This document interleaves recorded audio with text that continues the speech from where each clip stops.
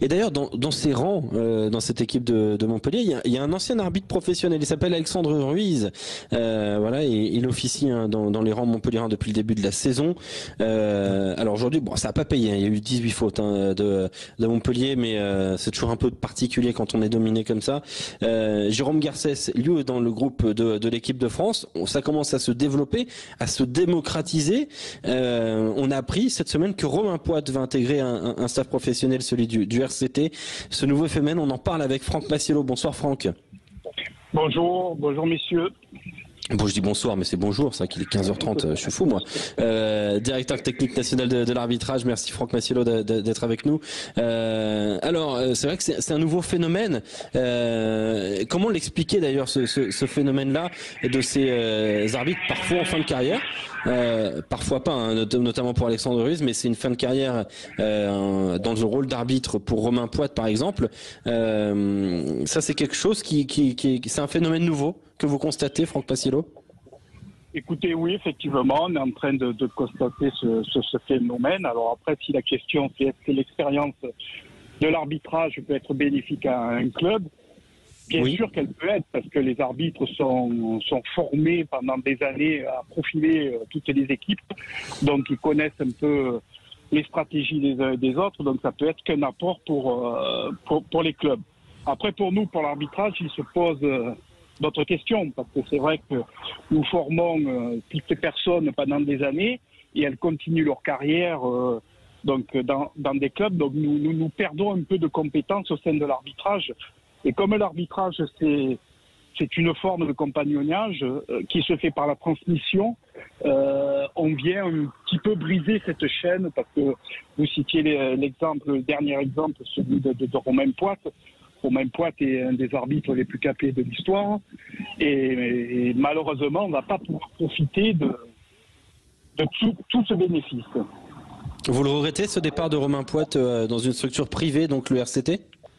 Non, alors je ne regrette pas, je suis heureux pour lui car c'est une reconversion professionnelle, mais je me pose la question, et il faudra que les institutions se posent la question, comment conserver aussi au sein de notre groupe nos arbitres.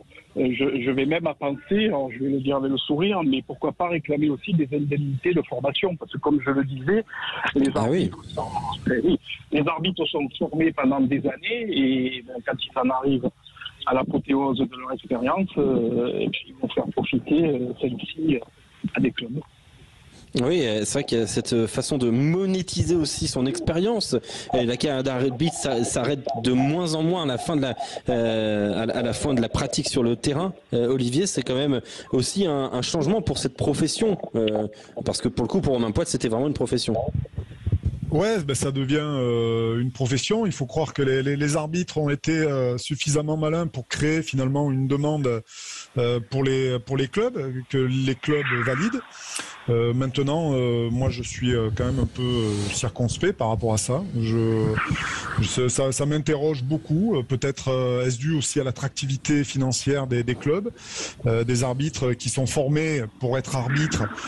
Peut-être devraient être finalement que dévolus à cette fonction. Hein. Ça peut aussi régler le problème des indemnités de formation que j'envisage pas, parce que de toute façon, les arbitres sont formés pour être arbitres, mais pas pour être des coachs. Il y a des formations pour être coach. Alors à ce moment-là, il faut aussi peut-être envisager une refonte de la formation générale et permettre à ces jeunes arbitres de suivre peut-être un cursus dans lequel ils peuvent s'engager et si c'est celui de l'arbitrage, qu'ils y restent. Mais voilà, j'ai un petit peu de mal à comprendre cette mode-là, et ça m'interpelle aussi sur le fait que les clubs ont cette demande. Je crois que les joueurs aussi doivent faire preuve, et les staffs des clubs doivent faire preuve de responsabilité et leur demander à ces joueurs-là de connaître les règles sur le bout des doigts. Je vois pas en quoi peut-être un arbitre, hormis au niveau international où les choses sont peut-être un petit peu différentes, où ça pèse aussi dans la balance par rapport à certaines circonstances. Je suis, vous l'avez bien compris, je suis pas trop favorable, et je trouve ça même un peu compliqué à comprendre. Ouais. Oui, alors il y a juste une chose à préciser. Alexandre Ruiz, par exemple, au MHR, était déjà coach pendant qu'il était arbitre professionnel. Il était déjà coach au sein de l'Union Cognac Saint-Jean d'Angély. Voilà, il était coach au niveau amateur, donc il avait déjà cette expérience d'entraîneur, ce qui fait de lui un cas un peu différent. Mais c'est vrai que pourquoi pas faire des formations de coach spécialisées dans la discipline, si jamais il y a vraiment une demande, même si la demande elle est particulière. Peut-être votre regard là-dessus, Franck Massiello? Oui, effectivement. Bon, apparemment il y a une demande. C'est pas, je pense pas que ce soit l'arbitrage qui la provoque, cette demande. Après, c'est vrai que notre jeu devient de plus en plus précis. Et dans cette précision de la règle, pour que les joueurs soient encore meilleurs, l'apport d'un arbitre s'entend. C'est-à-dire, moi, si j'ai un souci avec mes poumons, je vais voir un pneumologue. Mon généraliste va m'orienter vers un pneumologue. Bon, ben là, c'est un peu pareil. On veut travailler la règle avec précision. On fait appel à un arbitre. Je le comprends. Je ne le regrette pas, mais je pense qu'il est nécessaire de l'encadrer parce que c'est l'arbitrage qui va subir une perte au sein de ses effectifs. Et bon, il ne faudrait pas qu'on lance des promotions de recrutement auprès des entraîneurs pour qu'ils viennent arbitrer après. Ouais, ça serait effectivement embêtant. Venez d'ailleurs réagir avec nous au 0826 300 300 5 centimes, l'appel 0826 300 300 ou sur le hashtag SRR. D'ailleurs, Franck, vous l'évoquiez à l'instant, ce secteur de la discipline qui semble peut-être plus important que jamais dans le jeu de rugby, Olivier. On parle souvent de la défense, de la conquête, du jeu d'attaque, mais la discipline aujourd'hui fait gagner des matchs ou en fait perdre tout autant que la qualité de la défense. Olivier, on t'a perdu. Oui, Franck, par exemple. Je suis là. Olivier, t'es là. Oui, tu me posais la question, Alexandre. Oui, tout à fait. Oui, d'accord. Non, mais oui, effectivement, mais la discipline, évidemment, c'est une composante de la performance d'une équipe. Il y a évidemment, il y a dans ce sport où il y a des règles, où c'est très subjectif aussi. Il y a beaucoup de choses qui sont à l'appréciation de l'arbitre. On n'est pas du tout dans quelque chose d'objectif dans le rugby, hormis sur des fautes très précises et sur des points de règlement qui sont liés à des règles très précises. Il y a aussi ce domaine de la subjectivité dans le rugby, c'est ça qui pose problème. Et ça, je pense pas qu'on puisse l'enseigner. Simplement, il y a dans la formation du joueur, voilà, une connaissance des règles à avoir que beaucoup de joueurs des fois balayent comme ça d'un revers de la main, ne se concentrent pas assez justement sur la précision des rèles alors que bien connaître les règles, c'est en tirer favorable le plus possible. Ah ben complètement. Vous avez un garçon. Alors on fait souvent. On dit souvent Richie Mako, par exemple. Voilà, on parle souvent de Richie Mako, mais Richie Mako, il connaissait parfaitement la règle.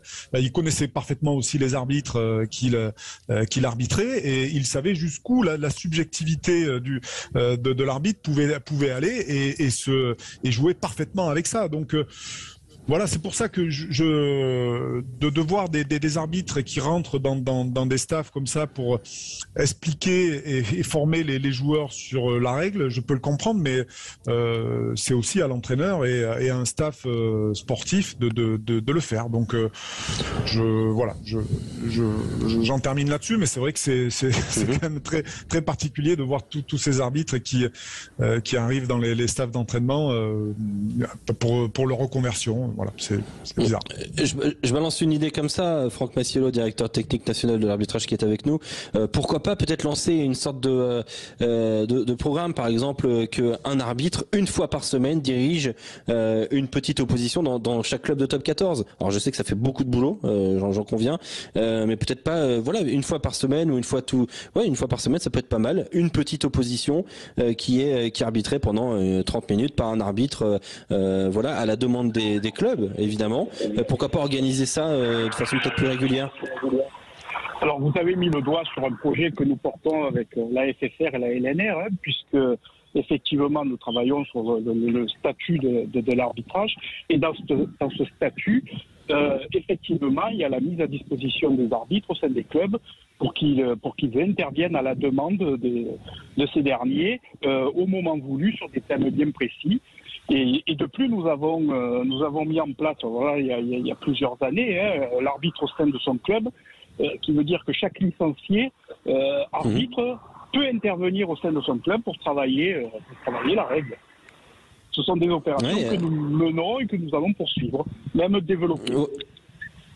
Voilà, Olivier, peut-être que organiser une fois par semaine des rencontres entre un arbitre et un club et diriger une opposition, bah ça c'est peut-être plus intelligent, peut-être plus profitable aux deux parties. Ah mais c'était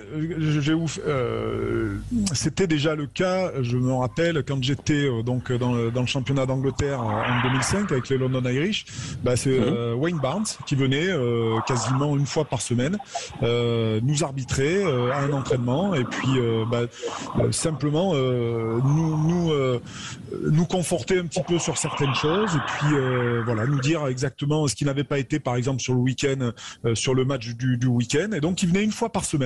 C'est très bien ça, voilà, c'est super. Nous apprendre un petit peu certaines choses qu'on n'avait pas bien compris sur certaines décisions, et voilà, je trouve que ça marchait plutôt bien et ça permettait aussi d'être en relation avec un arbitre de grand niveau international, et bon là, ça permettait à tout le monde de progresser évidemment. Ouais.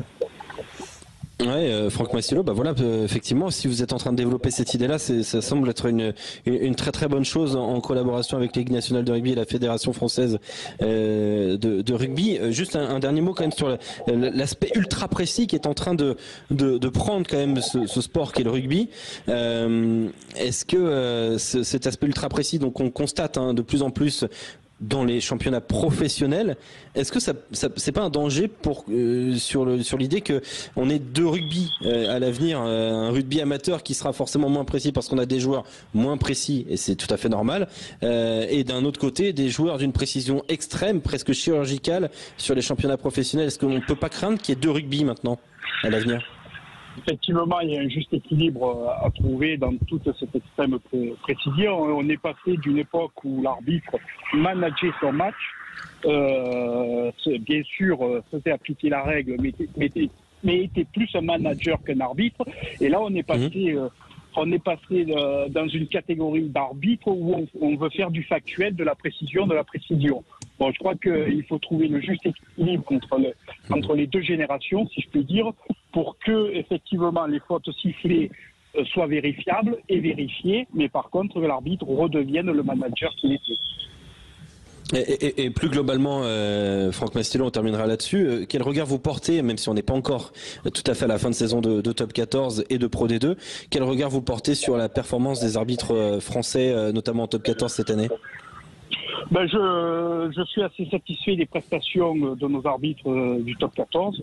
Il y a une génération montante qui vient se faire reconnaître. Je pense que la relève de l'arbitrage français est assurée parce que nous avons connu une année de déception, si je puis dire, en 2019. Mais nous travaillons pour justement que l'arbitrage français conserve son statut de formateur d'arbitre au niveau mondial. Et une dernière question, alors c'est plutôt pour rigoler, Franck Massillo, on peut tous dire, vous savez, sur Sud Radio on parle vrai. Est-ce que ça vous arrive parfois, comme nous, alors sans être trop précis, il y a quelques minutes, de parfois être dans votre salon, regarder des matchs de Coupe d'Europe ou de rugby international et vous dire mais qu'est-ce qu'il fait notre arbitre anglais ou écossais, d'être en incompréhension devant l'arbitrage. Ça vous arrive vous aussi, ou vous êtes toujours non, l'arbitre il a toujours raison, je respecte ça. Est-ce que parfois vous digressez un peu, Franck Massillo? Alors officiellement, parce que nous ça nous arrive. Officiellement, je vous dirais que l'arbitre a toujours raison, mais il est vrai que dans mon canapé, des fois, je fais des bons. Oui, il faudrait mieux pas que je sois filmé, quoi. Vous avez bien raison, voilà, vous avez raison, Franck Massillo. Nous aussi, on fait des bons sur Sud Radio. On en a fait des sacrés bons, il y a quelques minutes. Moi, je suis filmé. Franck, regardez-le match. Si vous voulez, notamment entre la 65e et la 75e, il n'y a pas grand-chose à voir. Mais c'était un beau match. Pour tout vous dire, il y a eu 10-12 mêlées. Il n'y a jamais eu d'essai de pénalité à 5. C'était complètement fou. Voilà, mais c'est un beau cas d'école. Regardez ça si vous avez le temps, Franck. Merci en tout cas d'avoir été avec nous. Toujours un grand plaisir. de vous recevoir, Franck Masiello, directeur technique national de l'arbitrage, et l'arbitrage qui communique. C'est de la compréhension pour tout le monde et c'est toujours très très bien et c'est très intéressant, cet arbitrage qui est toujours encore plus au cœur du rugby, tant la discipline est devenue un secteur important.